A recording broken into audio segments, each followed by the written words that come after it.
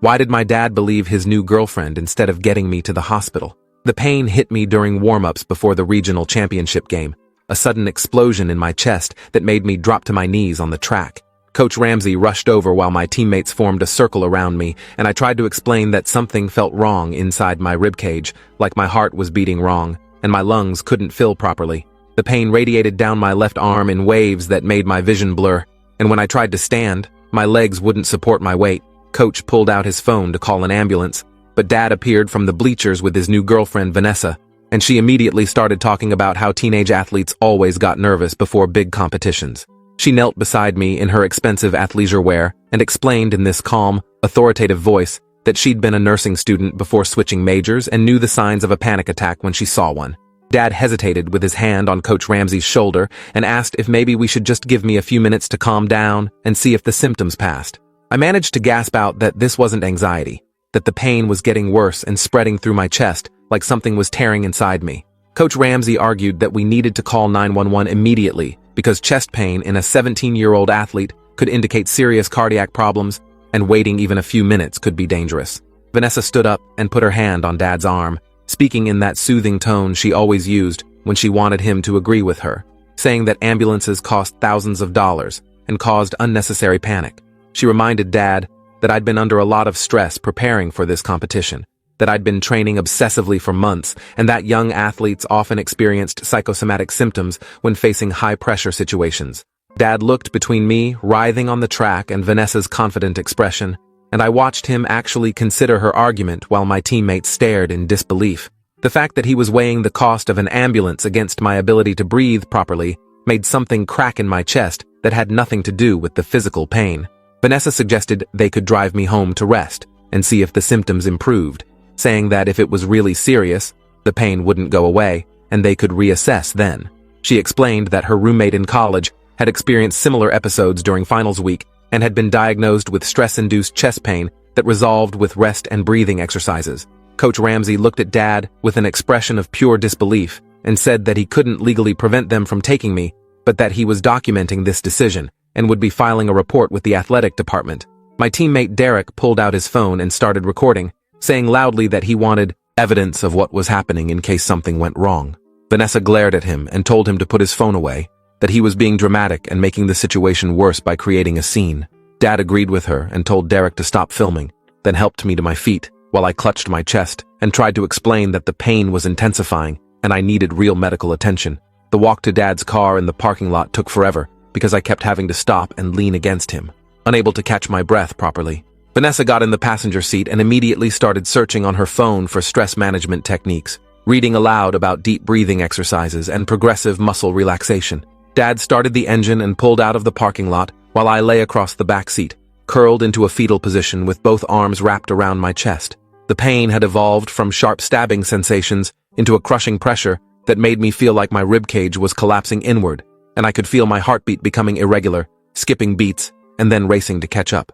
I tried to tell Dad that something was seriously wrong, that this felt nothing like anxiety, but Vanessa turned around and explained that panic attacks often felt like heart attacks, and that the more I focused on the symptoms, the worse they would become. She coached me through breathing exercises that made the pain spike with each attempted deep breath, and when I cried out, she said I was hyperventilating and making everything worse.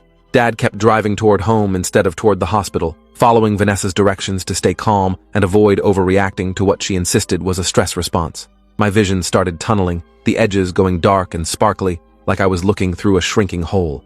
I could hear my voice getting weaker as I begged them to turn around and go to the emergency room. But Vanessa just kept talking in that maddeningly calm tone about how catastrophizing symptoms was a common feature of anxiety disorders. She told Dad that taking me to the ER would just reinforce my belief that something was physically wrong and create a pattern of seeking medical attention for psychological issues. Dad agreed that he didn't want me developing hypochondriac tendencies, and they discussed my supposed anxiety as if I wasn't dying in the back seat behind them. The crushing sensation in my chest intensified until I couldn't speak anymore, could only make small, gasping sounds that they apparently interpreted as hyperventilation rather than genuine respiratory distress. Vanessa suggested that once we got home, she could make chamomile tea and we could practice mindfulness meditation. And Dad said that sounded like a good plan, that maybe this was a wake-up call about how much pressure I'd been putting on myself with athletics. We pulled into our driveway, and Dad came around to help me out of the car. But when I tried to stand, my legs buckled completely, and I collapsed onto the concrete. The impact sent a fresh wave of agony through my chest, and I vomited onto the driveway, my vision going completely white for several seconds. Vanessa made a disgusted sound and stepped back to avoid getting anything on her expensive sneakers, while Dad tried to lift me by my arms. My body felt like it weighed 1,000 pounds and nothing was responding correctly, and when Dad finally got me upright, I could feel my consciousness slipping away in waves. They half-dragged, half-carried me into the house and laid me on the couch in the living room, where I immediately curled back into that fetal position, struggling to breathe through what felt like broken glass in my lungs. Vanessa disappeared into the kitchen to make her tea, while Dad sat on the coffee table and told me to take slow, deep breaths and try to relax. The irony of being told to relax while potentially dying would have been funny if I'd had enough oxygen to laugh. The pain reached a crescendo that made me scream, a raw sound that finally seemed to penetrate Dad's denial. He pulled out his phone and started dialing 911, but Vanessa rushed back from the kitchen and grabbed his wrist, saying we needed to give the relaxation techniques time to work. She explained that calling an ambulance now would result in thousands of dollars in medical bills for what was clearly a panic attack, and that emergency rooms were notorious for running expensive tests on young people with anxiety symptoms. Dad lowered his phone and looked at me with this conflicted expression, like he was calculating the cost of my life against his bank account balance. I tried to tell him that I was dying, that something had ruptured or torn inside me, but the words came out as incomprehensible gasping sounds. Vanessa knelt beside the couch and felt my forehead, pronouncing that I didn't have a fever and that my color was fine, completely ignoring the gray pallor that had apparently taken over my skin. She told Dad that I was being manipulative, using physical symptoms to get attention and avoid taking responsibility for my anxiety. My little sister Autumn came downstairs and froze when she saw me on the couch, immediately asking what was wrong and why nobody was calling for help. She was only 14 but had taken a first aid course at school, and she recognized that my symptoms indicated a medical emergency. Vanessa intercepted her before she could reach me and explained in that condescending tone that I was having a panic attack and needed calm, quiet support rather than people reinforcing my catastrophic thinking. Autumn argued that I looked like I was dying and that her first aid instructor had specifically taught them that chest pain in young people should always be treated as an emergency until proven otherwise.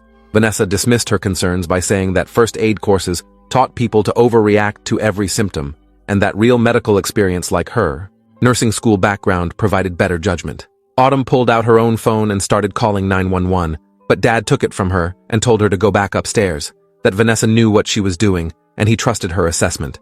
The look Autumn gave him before she ran upstairs contained a mixture of disgust and disbelief that I felt echoing in my own fading consciousness. The crushing pain in my chest suddenly intensified to a level I didn't know was possible, and I felt something fundamentally wrong happen inside my body, like a cable snapping under too much tension.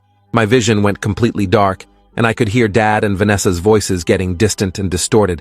And the last thing I remember thinking was that my father had chosen to believe his girlfriend of 8 months over the evidence that I was dying right in front of him. When I regained consciousness, I was lying on a gurney in what looked like an ambulance, with 2 paramedics working over me and attaching various monitors and IVs. One of them was asking me questions about the pain and when it had started, but my throat felt raw and I could only manage whispered responses. The other paramedic was on the radio giving information to the hospital, and I heard him say something about suspected aortic dissection and that we were coming in hot with lights and sirens. The words meant nothing to me then, but the urgency in his voice made it clear that whatever was wrong was life-threatening and time-critical.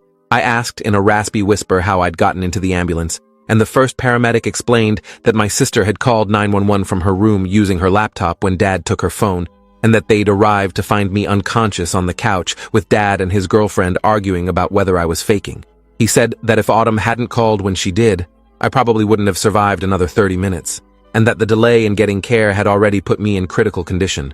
The ambulance hit a bump that sent lightning bolts of pain through my chest, and I must have cried out because the paramedic immediately adjusted something on the IV line and told me he was giving me more pain medication. The ride seemed to take both forever and no time at all, and then we were pulling into an ambulance bay, and I was being rushed through automatic doors into a blindingly bright emergency room. Medical personnel in scrubs descended on me from all directions, cutting off my track uniform and attaching electrode stickers all over my chest and abdomen. Someone kept asking me to rate my pain on a scale of 1 to 10, and I kept saying 11, 12, infinity, trying to communicate that this was beyond any scale they could measure. A doctor appeared and introduced herself as Dr. Felicity Okafor, explaining that they were going to do an emergency CT scan because they suspected something called an aortic dissection. She asked if I understood what that meant, and I shook my head, barely able to focus through the pain and fear. Dr. Okafor explained quickly that the aorta was the main artery carrying blood from the heart to the rest of the body, and that a dissection meant the inner layer of the artery had torn, allowing blood to flow between the layers and potentially causing the artery to rupture completely. She said that in someone my age, this was extremely rare and usually indicated an underlying genetic condition that nobody had known about. The word rupture made my stomach drop, because even through the haze of pain medication, I understood that rupture meant death. Dr. Okafor squeezed my shoulder and said they had one of the best cardiac surgery teams in the region and that they were going to do everything possible to save my life, but that I needed to understand how serious this was. She needed to know if my father was here to sign consent forms, and I managed to tell her that he'd been the one who refused to call 911 in the first place. Her expression changed completely, a flash of something that might have been anger or disbelief crossing her face, before she controlled it back to professional neutrality. She said they'd deal with that later, but right now every second counted, and they needed to get me into the CT scanner immediately.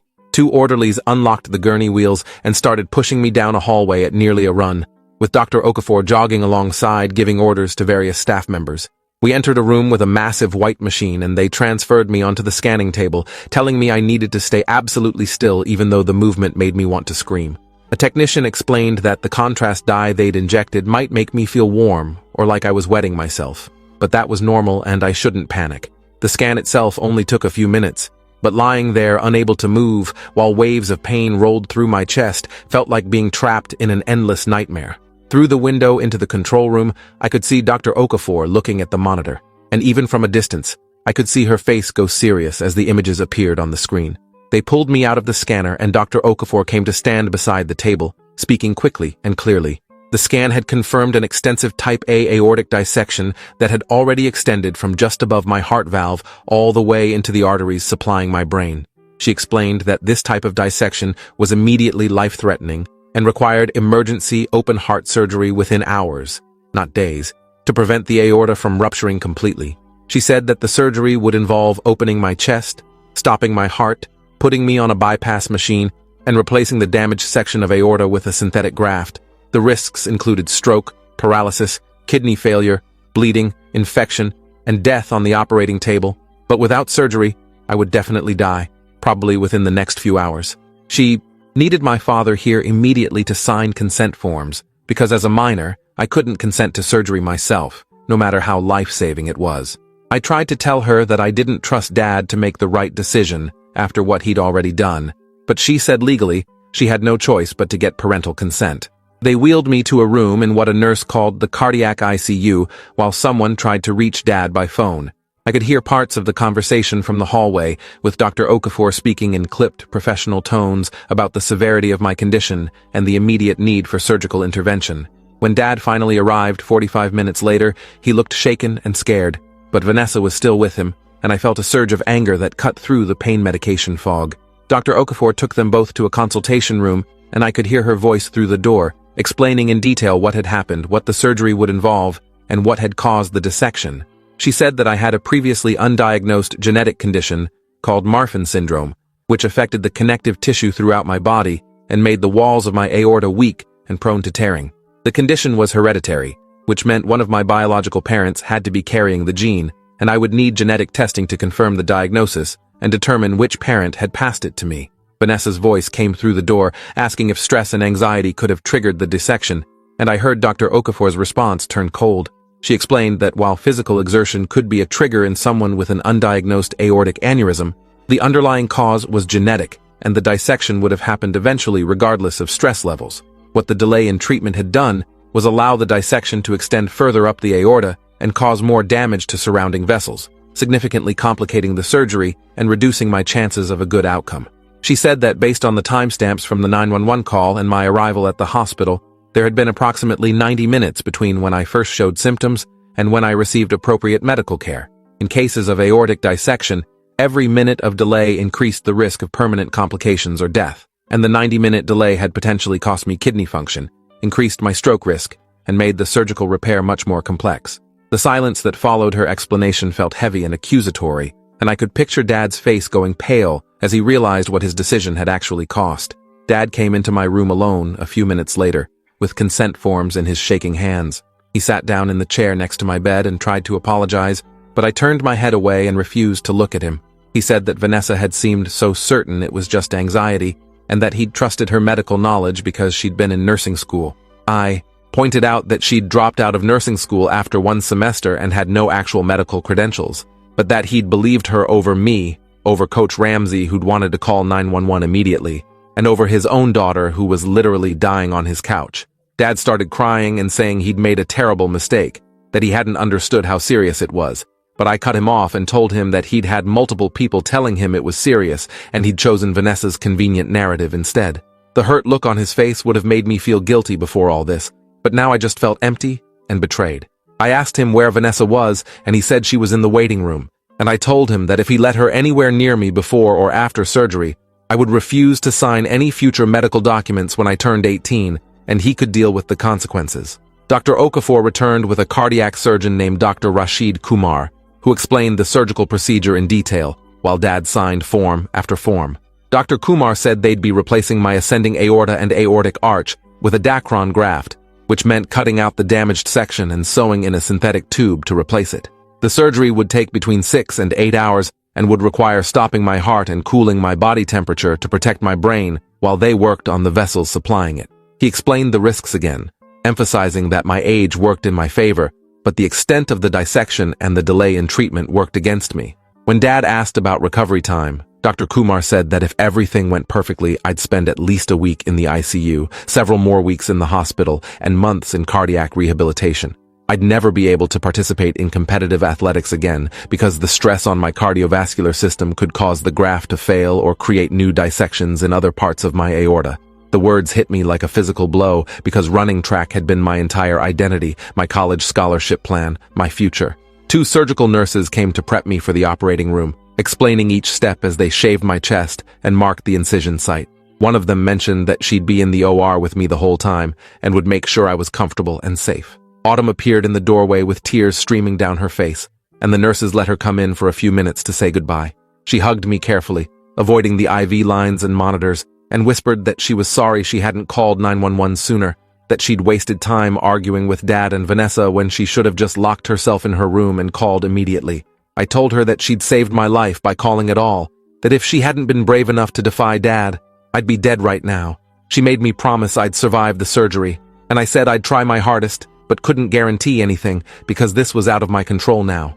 Dad tried to hug me before they took me away, but I kept my arms at my sides and didn't return the embrace, and the wounded expression on his face told me he understood that something fundamental had broken between us that might never be repaired. They wheeled me through a series of doors into a surgical prep area where an anesthesiologist introduced himself as Dr. Leon Webb and explained that he'd be managing my anesthesia and vital signs throughout the procedure. He started adding medications to my IV while explaining that I'd go to sleep here in the prep area and wake up in the ICU, that I wouldn't remember anything from the surgery itself. A nurse held my hand and told me to count backwards from 100, and I got to maybe 93 before the world dissolved into chemical darkness. The nothingness lasted for what felt like both seconds and eternity, and then I was swimming up through layers of consciousness, trying to figure out why I couldn't breathe and why my chest felt like it had been crushed by a truck. I tried to reach for the thing in my throat, but my hands were restrained, and I started panicking and fighting against the restraints until voices cut through the confusion, telling me I was okay, that I was in the ICU, that I was still on a ventilator, but they'd remove the breathing tube soon. The pain was extraordinary despite whatever medications they were giving me, a deep, aching throb that radiated from my sternum through my entire torso. Dr. Kumar appeared above me and explained that the surgery had gone as well as could be expected given the circumstances. They'd successfully replaced my ascending aorta and aortic arch with a graft, and my heart was functioning on its own again without mechanical support.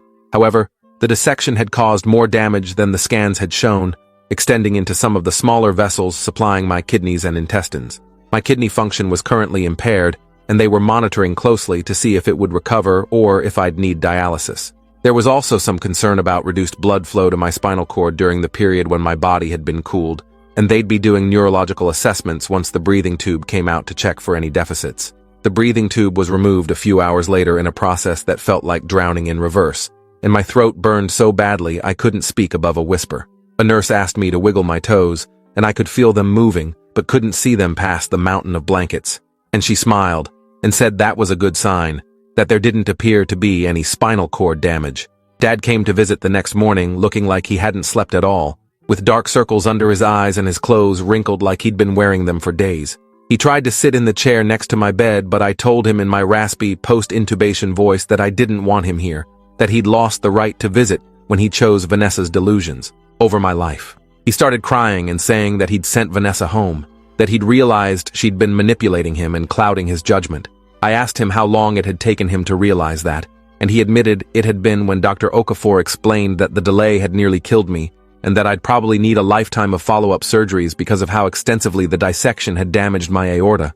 The fact that it had taken a doctor spelling out the consequences for him to understand what he'd done made me feel sick. I told him that Autumn had understood immediately that I was dying, that Coach Ramsey had understood, that my teammates had understood, that everyone except him and his girlfriend had recognized a medical emergency when they saw one. Dad said that Vanessa had been so convincing, and I cut him off and said that I didn't care how convincing she was, that his responsibility was to his children, not to making his girlfriend happy. A social worker named Gregory Hartman came to interview me later that day about what had happened. He explained that the hospital was required to report cases where parents delayed necessary medical care for minors, and that my case was being reviewed for possible medical neglect.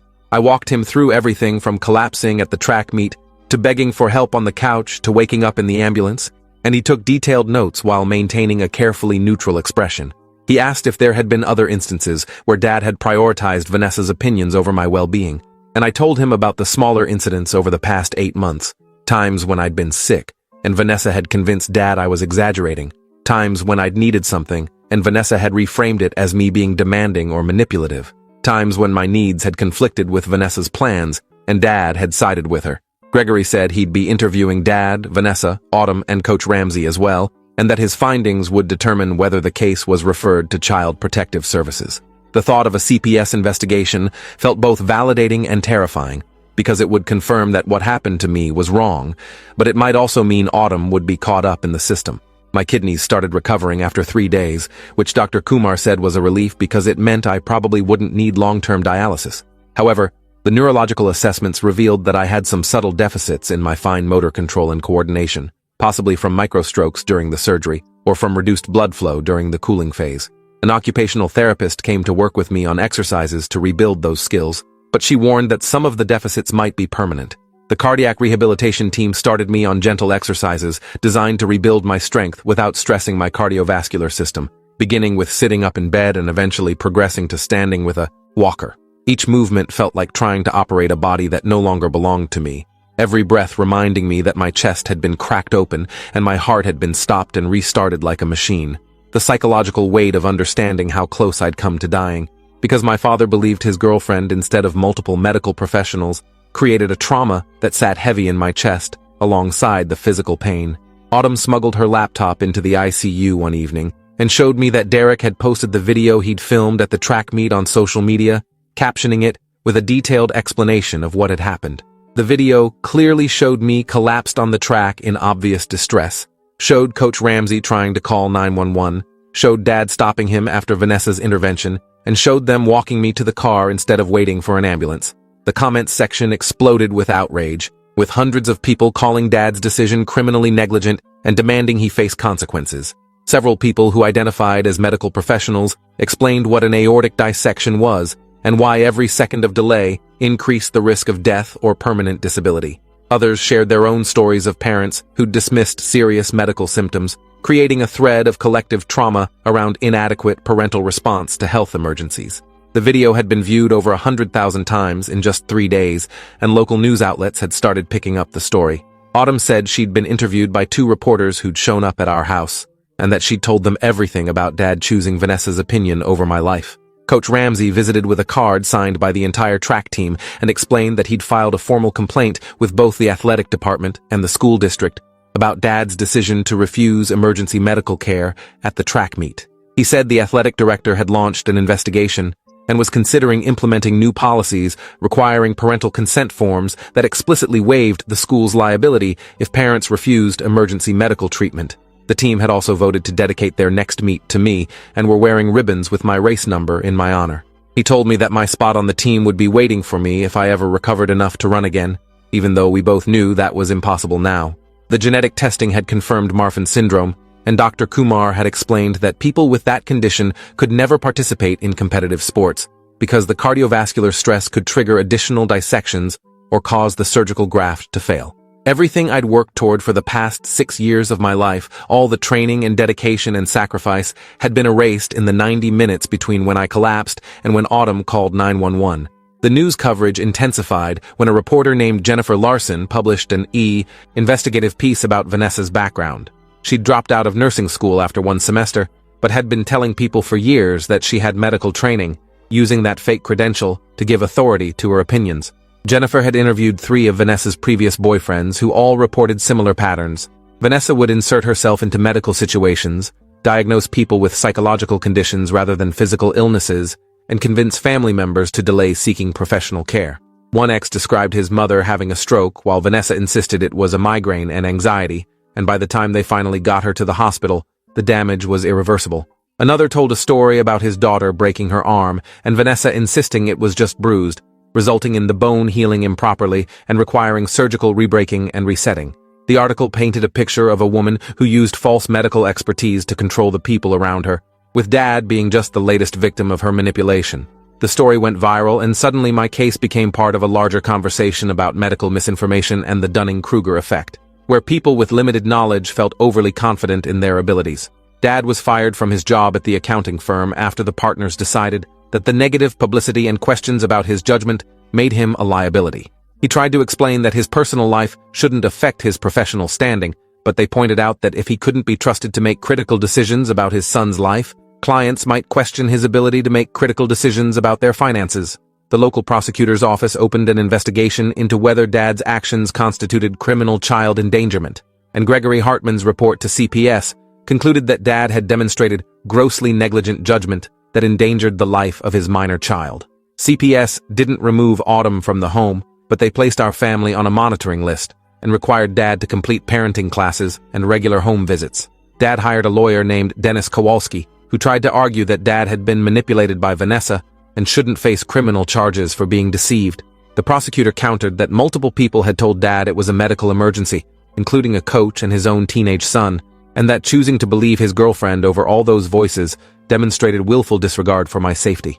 I was transferred out of the ICU after 9 days and moved to a regular cardiac recovery floor where the beeping and alarms were less constant. Physical therapy intensified with therapists working on rebuilding my strength and endurance, while carefully monitoring my heart rate and blood pressure to ensure I wasn't overexerting my healing cardiovascular system. Walking from my bed to the bathroom left me exhausted and shaking, my sternum aching from where they'd cut through the bone to access my heart. The occupational therapist continued working on my fine motor skills, having me practice writing and manipulating small objects to retrain the neural pathways damaged by the microstrokes. Progress was maddeningly slow, each tiny improvement feeling insignificant compared to the massive loss of capability I'd experienced. I'd gone from running 5-minute miles to struggling to walk 50 feet, from planning to compete at the collegiate level to wondering if I'd ever be able to carry groceries again. The grief for my lost future hit me in waves, usually late at night when the pain medication wore thin and I couldn't sleep. Vanessa's case became even more complicated when 2 more of her former partners came forward with stories of medical manipulation. One described Vanessa convincing him that his daughter's persistent headaches were attention-seeking behavior rather than the brain tumor they turned out to be, and the delayed diagnosis had resulted in a worse prognosis and more aggressive treatment. Another told about Vanessa insisting his elderly father's confusion was normal aging rather than a urinary tract infection, which had progressed to sepsis before proper treatment was sought. The pattern was undeniable. Vanessa systematically dismissed serious medical symptoms as psychological issues, delayed appropriate care, and used her fake nursing credentials to give weight to her dangerous advice. A prosecutor in the neighboring county opened an investigation into whether Vanessa could be charged with practicing medicine without a license, and the state medical board started reviewing whether there were grounds for action even though she'd never actually been licensed. Dad's lawyer tried to use these revelations to show that Dad had been manipulated by a predatory individual. But the prosecutor maintained that Dad was still responsible for his own choices regarding his minor child's welfare. The hospital social work department connected me with a therapist named Dr. Nina Fitzgerald, who specialized in medical trauma and family conflict. She helped me process the layers of betrayal and loss, the physical trauma of the dissection and surgery, the emotional trauma of Dad choosing Vanessa over me, the grief of losing my athletic identity and future plans, and the anger at having my life permanently altered by someone else's negligence. Dr. Fitzgerald explained that what I was experiencing was complex trauma because it involved betrayal by someone who should have protected me, and that rebuilding trust would be a long process that might never completely heal. She asked if I wanted to do family therapy sessions with Dad, and I said I wasn't ready yet, that I needed to focus on my own recovery before dealing with repairing that relationship. The relief on her face suggested she'd expected that answer and approved of me prioritizing my own needs over reconciliation. She gave me permission to be angry, to grieve, to feel whatever I felt, without pressure to forgive or move on before I was ready. Mom flew in from Oregon, where she'd moved after the divorce 5 years earlier. She walked into my hospital room and immediately started crying, apologizing for not being there when it happened, for not fighting harder for custody, for letting Dad have primary placement because it seemed easier at the time. I told her that none of this was her fault, that she couldn't have known Dad would let his girlfriend's fake medical opinions override emergency medical care.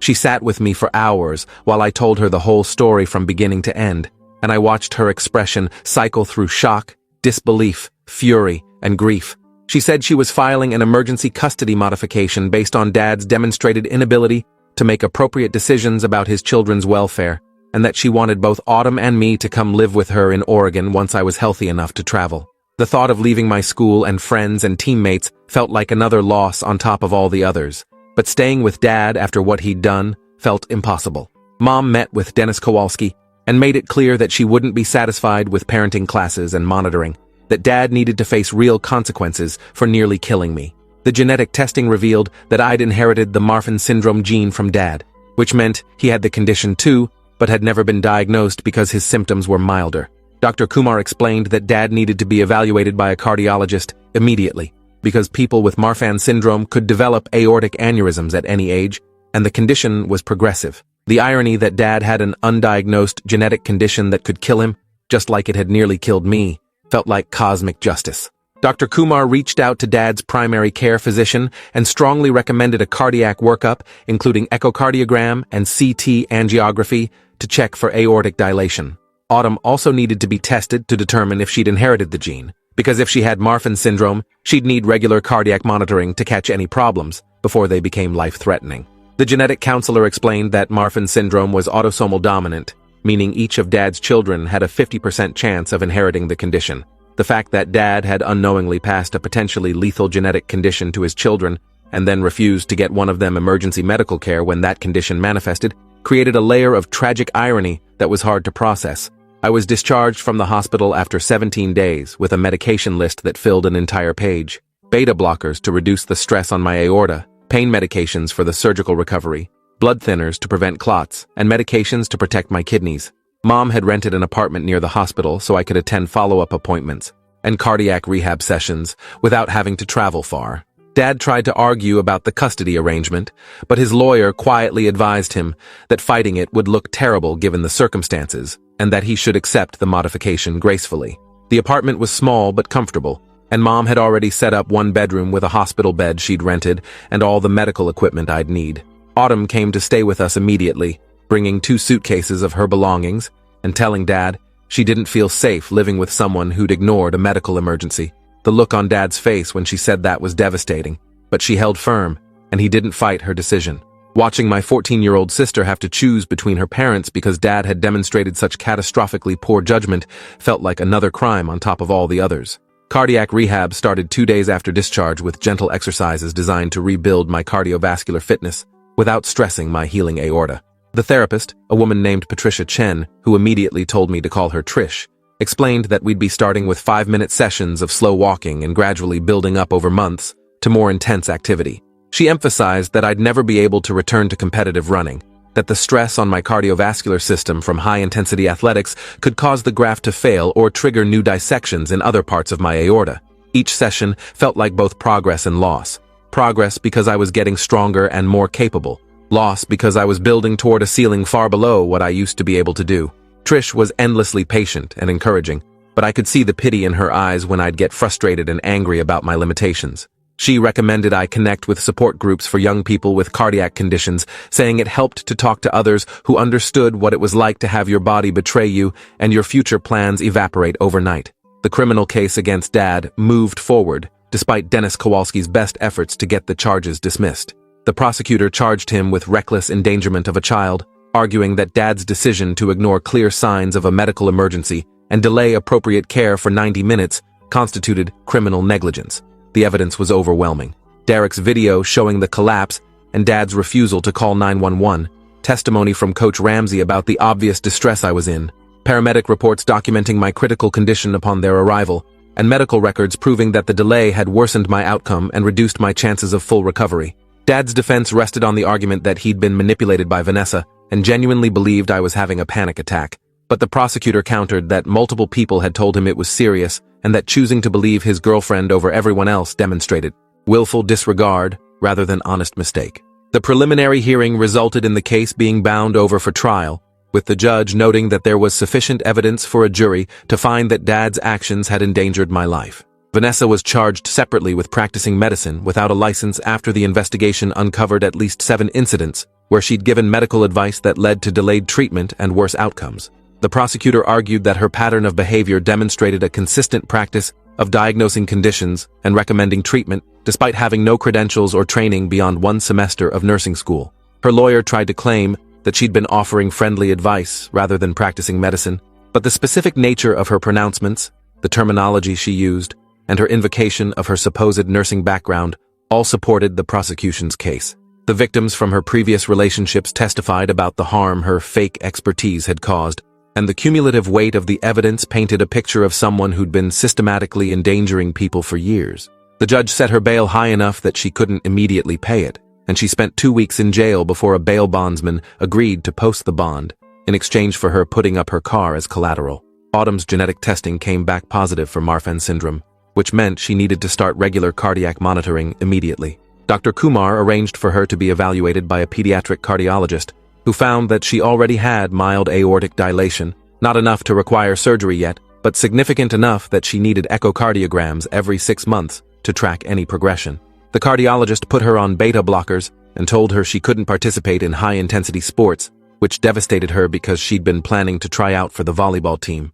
Mom sat with her while she cried about losing opportunities before she'd even had a chance to try them, and I understood exactly how she felt, because that had been my experience too.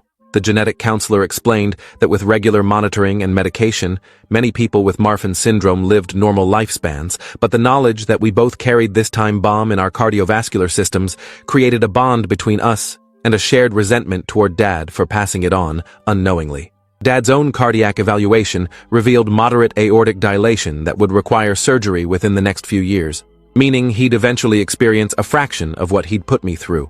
The media attention evolved from local news coverage to national interest after a medical ethics professor at a nearby university wrote an op-ed about my case for a major newspaper. She used my story as an example of the dangers of medical misinformation and the Dunning-Kruger effect, where people with minimal knowledge felt overly confident in their understanding of complex medical issues.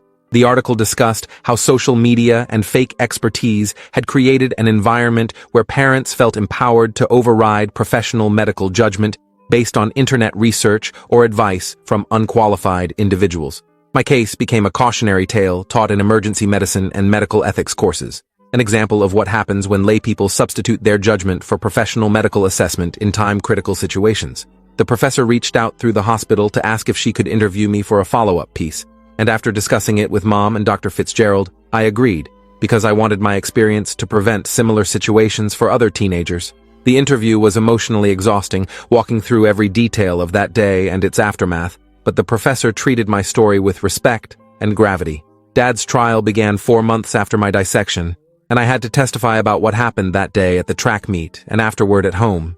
The courtroom felt surreal, with Dad sitting at the defense table looking smaller and older than I remembered, and a jury of 12 strangers deciding whether his actions constituted criminal behavior. I walked through the timeline for the prosecution: the chest pain during warm-ups, Coach Ramsey trying to call 911, Vanessa's intervention and claims about panic attacks, the drive home instead of to the hospital, lying on the couch begging for help while they made tea and told me to relax, the 90 minutes of worsening symptoms before Autumn finally called 911 from her room. The prosecutor asked me to describe the pain and fear I'd experienced, and I told them about feeling like my chest was tearing apart from the inside, about watching my father weigh the cost of an ambulance against my life, about understanding that I was dying while the people who should have protected me debated whether I was being dramatic. The jury looked horrified, and I could see several of them glancing at Dad with expressions that ranged from anger to disbelief. Dennis Kowalski cross-examined me, trying to establish that I'd seemed anxious and that Dad had reasonable grounds to believe Vanessa's assessment. He asked if I'd been under stress from training and competition pressure, if I'd experienced anxiety before big meets, if there was any way Dad could have known this was different from other times I'd felt nervous. I answered honestly that yes, I'd been stressed and nervous before, but that I'd never experienced anything remotely like the pain of an aortic dissection, and that I'd clearly communicated how different and severe this was. He asked if Vanessa had seemed confident and knowledgeable, and I said yes, but that Dad had other sources of information beyond Vanessa, including a coach with first aid training and his own son desperately begging for emergency medical care. The cross-examination felt like being forced to defend the legitimacy of my own suffering, to prove that I'd been really sick enough to warrant immediate attention. After an hour of questioning, the judge called a recess, and I went into the hallway and threw up in a bathroom, the stress and recalled trauma overwhelming my carefully maintained composure. Coach Ramsey testified about trying to call 911 and being stopped by Dad after Vanessa's intervention, describing my obvious distress and the inappropriate dismissal of clear warning signs. The paramedics testified about finding me unconscious on the couch with critically low blood pressure, and Dad arguing with Vanessa about whether I was faking. Dr. Kumar testified about the extensive aortic dissection, the emergency surgery, the complications from the delay in treatment, and the permanent limitations I'd face for the rest of my life. He explained in technical detail how every minute of delay had increased the risk of death or disability, and how the 90-minute gap between symptom onset and receiving appropriate care had been catastrophic. Jennifer Larson, the reporter who'd investigated Vanessa's background, testified about the pattern of medical manipulation she'd uncovered, providing context for why Vanessa's advice had been so dangerous and why Dad should have questioned her confidence. The prosecution built a comprehensive case that Dad had ignored multiple red flags and trusted the opinion of an unqualified person over clear evidence of a medical emergency, resulting in life-threatening consequences for his minor child. The defense called Vanessa as a witness, which surprised everyone because she was facing her own criminal charges. She testified that she genuinely believed I was having a panic attack based on her nursing school training and experience with anxiety disorders. Under cross-examination, the prosecutor forced her to admit that she'd only completed one semester of nursing school, that she'd failed her anatomy and physiology course, and that she'd never received training in emergency medical assessment. He presented evidence of her pattern of misdiagnosing serious conditions as psychological issues and asked her to explain why she'd been so confident in her assessment, despite multiple people disagreeing with her. Vanessa became defensive and argumentative, insisting that she'd been trying to help and that everyone was blaming her for Dad's decisions. The prosecutor asked if she'd been more concerned about the cost of an ambulance than the possibility that she was wrong, and she fumbled for an answer that made her look callous and self-serving. Her testimony probably hurt Dad's case more than it helped, showing the jury exactly what kind of person had been advising him. Dad took the stand in his own defense and tried to explain his decision-making that day. He described feeling torn between different sources of advice, trusting Vanessa because of their relationship and her supposed medical background, and genuinely not understanding how serious the situation was until it was too late. Under cross-examination, the prosecutor dismantled his explanation by presenting Derek's video, which showed undeniable evidence that I was in severe distress and that multiple people had recognized it as an emergency. The prosecutor asked Dad why he'd trusted Vanessa, who he'd known for 8 months, over Coach Ramsey, who had first aid training and years of experience with athletic injuries, and over me, his own son, who was begging for help. Dad couldn't provide a satisfactory answer beyond saying he'd made a terrible mistake in judgment. The prosecutor asked if the cost of the ambulance had factored into his decision, and Dad hesitated just long enough before denying it that the jury could see the truth. The final question was devastating in its simplicity. If you had to make the same decision today, with the knowledge that your son nearly died and will be disabled for life because of that 90-minute delay, would you make the same choice? Dad broke down crying and said no, and the prosecutor rested his case. The jury deliberated for less than 4 hours before returning a guilty verdict on the charge of reckless endangerment of a child. Dad sat with his head in his hands while the verdict was read, and I felt a complicated mixture of relief and grief, watching him comprehend that his choices had criminal consequences. The judge scheduled sentencing for 3 weeks later and remanded Dad to custody pending the sentencing hearing, which meant he was immediately taken into jail.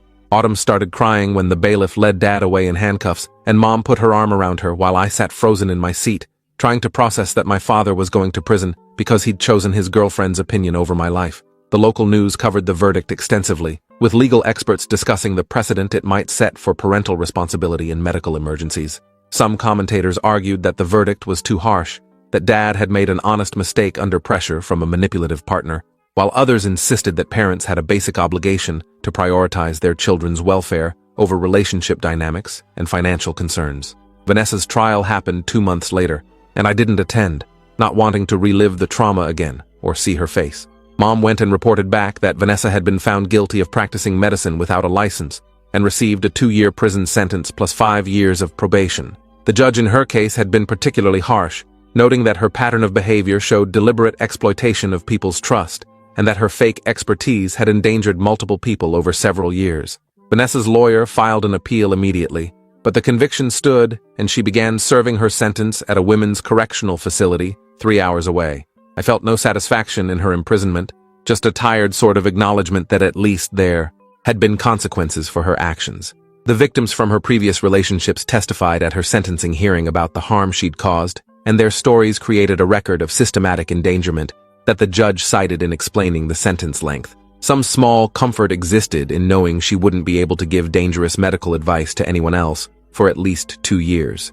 Dad's sentencing hearing felt more emotionally complex, because despite everything, he was still my father, and I couldn't completely separate my anger at his actions from the grief of losing him to his own bad choices. The prosecution recommended an 18-month prison sentence, followed by probation, while the defense asked for probation only with community service and parenting classes. Dr. Kumar testified about my permanent limitations and ongoing medical needs, emphasizing that I'd require additional surgeries in the future to maintain the aortic graft and that my life expectancy had been reduced by the damage to my cardiovascular system. Mom testified about the financial and emotional toll of my medical care, the custody modification, and the complete rupture of trust between Dad and his children. Autumn submitted a written statement saying she loved Dad, but couldn't forgive him for prioritizing Vanessa's opinion over my life, and that she needed him to face real consequences before she could even consider rebuilding their relationship. The judge listened to all the testimony and impact statements before pronouncing sentence: 12 months in county jail, followed by 3 years of probation, with conditions including completion of parenting classes, regular therapy, and ongoing participation in my medical care decisions under supervision. The sentence felt simultaneously too harsh and too lenient, enough to disrupt Dad's life significantly, but nowhere near proportional to what he'd done to mine. Cardiac rehab continued throughout all the legal proceedings, and 8 months after my dissection, I'd progressed to the point where I could walk several miles without significant fatigue. Trish said I'd made remarkable progress, but reminded me constantly that I needed to stay within my prescribed heart rate zones and avoid any activities that could spike my blood pressure or put stress on my cardiovascular system. The fine motor deficits from the microstrokes had mostly resolved with occupational therapy, though I still had occasional coordination issues that reminded me I'd experienced brain injury during the surgery. The psychological scars ran deeper than the physical ones, manifesting as hypervigilance about my body's signals and panic attacks when I experienced any chest discomfort. Dr. Fitzgerald helped me develop coping strategies for the anxiety, but she acknowledged that having experienced a dissection made it impossible to completely trust my body again. Every twinge, every unusual sensation triggered the memory of that day and the fear that it was happening again. The cardiologist explained that I had a slightly elevated risk of future dissections and would need cardiac imaging every 6 months for the rest of my life to monitor for new problems. College plans had to be completely revised now that competitive athletics were off the table. The scholarship offers I'd received for track were withdrawn once schools learned about my condition and permanent limitations, which meant figuring out how to pay for college without the athletic scholarship I'd been counting on. Mom helped me apply for academic scholarships and financial aid, and I ended up accepting a spot at a state university near her home in Oregon, where I could study biology with the eventual goal of medical school. The irony of wanting to become a doctor after my own medical trauma wasn't lost on me, But Dr. Kumar said I'd bring a valuable perspective to medicine, having experienced both catastrophic illness and the consequences of delayed treatment. Autumn would be starting high school in Oregon too, and while neither of us was happy about leaving our friends and familiar environment, staying anywhere near Dad felt impossible given everything that had happened. We visited him twice in jail during his sentence, strained conversations where he tried to apologize, and we struggled to figure out what forgiveness might look like when the damage was so permanent. The Marfan syndrome diagnosis meant regular appointments with multiple specialists, cardiology for my aorta, ophthalmology because Marfan affected the eyes, orthopedics for joint issues common with the condition. I became a regular patient at several different clinics, learning to advocate for myself and ask detailed questions about treatment options and risks. The genetic counselor connected me with a support group for young adults with Marfan syndrome, and hearing other people's stories of dissections and surgeries and permanent limitations helped me feel less alone in the experience. One woman described losing her athletic scholarship and having to completely reinvent her identity, and her story mirrored mine so closely that I cried during the entire meeting. The group became a place where I could be honest about the grief and anger without having to protect anyone's feelings or worry about being judged for not having moved on yet. They understood that chronic illness and lifelong limitations weren't things you got over, but things you learned to carry while building whatever life was possible within the constraints. Dad was released from jail after serving 10 months with good behavior, and he moved to a small apartment near Mom's place in Oregon to be closer to Autumn and me. The conditions of his probation included supervised visitation only, meaning a social worker had to be present during any contact with his minor child, and he had to participate in family therapy sessions if we agreed to them. Autumn and I met with Dr. Fitzgerald to discuss whether we wanted to engage in that process, and she emphasized that we had no obligation to forgive or reconcile if we didn't want to, that our healing didn't require repairing the relationship with Dad. I decided to try family therapy because I wanted answers to questions that still haunted me. Why he'd valued Vanessa's opinion more than my life, what had made him so susceptible to her manipulation, whether he understood the permanence of what his choice had cost me. Autumn chose not to participate yet, saying she needed more time before she could sit in a room with Dad and hear his explanations without rage overwhelming her. The family therapy sessions were brutal and honest in ways that normal family conversations never allowed. Dad described how Vanessa had isolated him from other relationships gradually, how she'd positioned herself as the only person who really understood him, how she'd undermined his confidence in his own judgment about everything from work decisions to parenting choices. He explained that by the time I collapsed at the track meet, he'd been conditioned to defer to her opinion even when it contradicted his own instincts and the advice of others. The therapist helped me understand that Dad's susceptibility to manipulation didn't excuse his choices, but did provide context for how someone could make such catastrophically bad decisions. I asked him directly if saving money on an ambulance had been part of his calculation, and he admitted after a long pause that Vanessa had been pressuring him about finances and that the cost had been somewhere in his mind, even though he didn't want to acknowledge it. Hearing him admit that financial considerations had played any role in letting me nearly die made me want to leave the session, but the therapist guided us through the rage toward something more productive. Physical recovery plateaued around the 1-year mark, with Trish explaining that I'd probably reached my maximum cardiac capacity and shouldn't expect significant additional improvement. I could walk and do gentle exercise but would never run again, never participate in competitive sports, never push my body to its limits without risking another dissection or graft failure. The loss of that physical capability felt like grief that never quite resolved, showing up unexpectedly when I saw people running in the park or when my former teammates posted photos from track meets. Dr. Fitzgerald helped me work through the identity crisis of no longer being an athlete after that had defined me for so many years, helping me understand that I could build a new identity that incorporated my medical experience without being consumed by it. Some days, I believed her, and some days, I felt like I was just going through the motions of being a functioning person while internally grieving everything I'd lost. College started with accommodations from the Disability Services Office, priority registration so I could schedule classes close together and minimize walking, permission to audio record lectures in case fatigue affected my concentration, and flexibility for medical appointments that couldn't be rescheduled. My biology professors were generally understanding when I explained that I'd experienced an aortic dissection and had ongoing cardiac limitations, and several went out of their way to ensure I had the support I needed to succeed academically.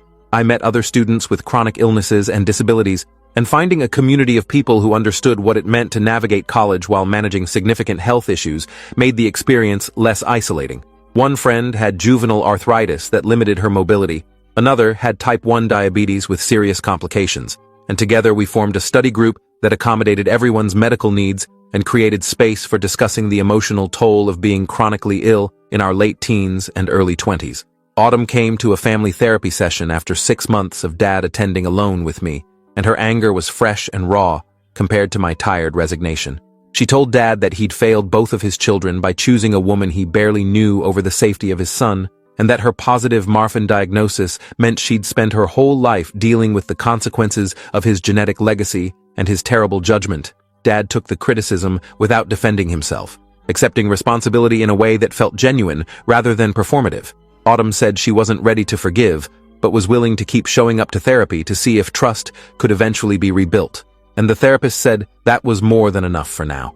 The sessions became less about relitigating what happened, and more about figuring out how to have some kind of relationship despite the permanent damage, acknowledging that we'd never be a normal family, but might eventually find a new configuration that worked for everyone. 2 years after the dissection, I had my first follow-up surgery to adjust the synthetic graft because imaging showed early signs of deterioration at one of the connection points. Dr. Kumar explained that this was expected and that I'd likely need similar surgeries every 5 to 7 years for the rest of my life to maintain the graft and monitor for new problems in other parts of my aorta. The surgery was less extensive than the original emergency procedure, but still required opening my chest again and replacing the worn section of the graft.